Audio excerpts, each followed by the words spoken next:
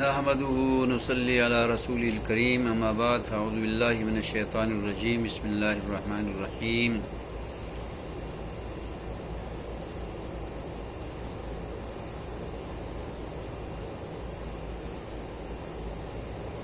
اللہ کے رسول صلی اللہ تعالی علیہ وسلم نے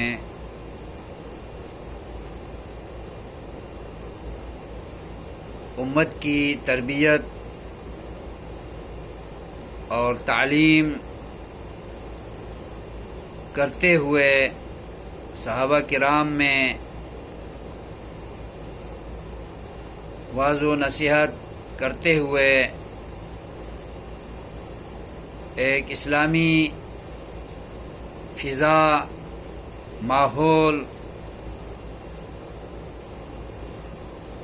تیار کرتے ہوئے بناتے ہوئے ارشاد فرمایا تھا کہ مسلمان پر بہت سارے حقوق ہیں معاشرتی، ان میں سے چند کافی اہمیت کے حامل ہیں۔ اس سلسلے میں آپ صلی اللہ علیہ وسلم نے فرمایا تھا کہ مسلمان کسی کو سلام کرے تو دوسرے کو اہمیت کے ساتھ فرض سمجھ کر سلام کا جواب دینا چاہیے۔ سلام کرنے والے کو السلام علیکم کہنا چاہیے اور جواب دینے والا اس سے بہتر الفاظ میں جواب دے وعلیکم السلام ورحمۃ اللہ وبرکاتہ کہنا چاہیے۔ یہ اسلام کا حکم ہے، کیونکہ قرآن میں آتا ہے اذا حییتم بتحیہ فحیوا باحسن منہا او مثلہا، کہ جب تمہیں کوئی سلام کرے تو تم اس سے بہتر سلام کا جواب دو یا کم از کم اسی الفاظ میں سلام کا جواب دیا کرو۔ یعنی کوئی السلام علیکم، سلام کرنے والے کو السلام علیکم صرف یہ کرنا چاہیے تاکہ دوسرا جواب دینے والا بہتر الفاظ میں سلام کا جواب دے کر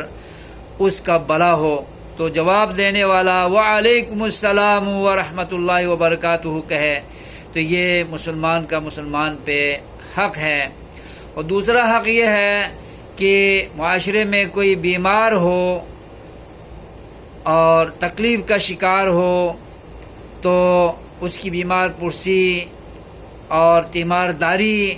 کرنی چاہیے۔ اس سے محبت بڑھتی ہے اور قربت بڑھتی ہے اور معاشرے میں امن و امان قائم ہوتا ہے اور منافرت کی فضا ختم ہو کر محبت اور الفت کی فضا پیدا ہوتی ہے۔ اسلام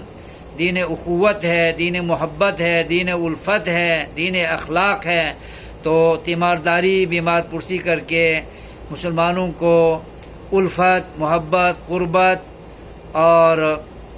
رواداری کا ثبوت دینا چاہیے۔ تیسرا حق یہ ہے کہ کوئی فوت ہو جائے تو جنازے میں شرکت کرے، جنازے میں شامل ہو، شریک ہو اور مرنے والے کے لیے دعائے خیر میں اپنا حصہ ڈالے اور مغفرت کے لیے ہاتھ اٹھا کر دعا کرے اور جنازے میں شامل ہو کر کم از کم آمین کہنا چاہیے۔ اور اگر جنازے کی نماز پڑھانے والے امام کی قرات کو سن رہا ہے اور دعا سن رہا ہے تو ساتھ ساتھ خود بھی پڑھے، اور وہ نہیں جہری طور پر پڑھ رہا ہے تو خود بھی اللہم اغفر لہ وارحمہ وعافہ واعف عنہ واکرم نزلہ ووسع مدخلہ جیسی دعائیں اللہم اغفر لحینا ومیتنا وشاہدنا وغائبنا وصغیرنا وکبیرنا وذکرنا وانثانا اللہم من احییتہ منا فاحیہ علی الاسلام ومن توفیتہ منا فتوفہ علی الایمان اللہم لا تحرمنا اجرہ ولا تفتنا بعدہ، اپنی زبان سے ادا کر کے مرنے والے کے حق میں مغفرت مانگنے میں حصہ ڈالے تو اللہ تعالیٰ برابر کا اجر اس دعا کرنے والے کو بھی ملتا ہے، اور خاندان والوں سے اچھے مراسم پیدا ہوتے ہیں، اور معاشرے میں جنازے میں شرکت کرنے پر الفت کی فضا پیدا ہوتی ہے۔ اسلام کا یہ حکم ہے۔ اور چوتھا حکم یہ ہے کہ جب کوئی دعوت کرے، کسی کو کھانے پر بلائے، اور کسی بھی مہم کے لیے دعوت دے، کھانے کی دعوت بھلے نہ ہو، صلح جوئی کی دعوت ہو، یا کوئی جھگڑے فساد کے اندر صلح کرانے کی دعوت ہو، انصاف دلانے کی دعوت ہو، اور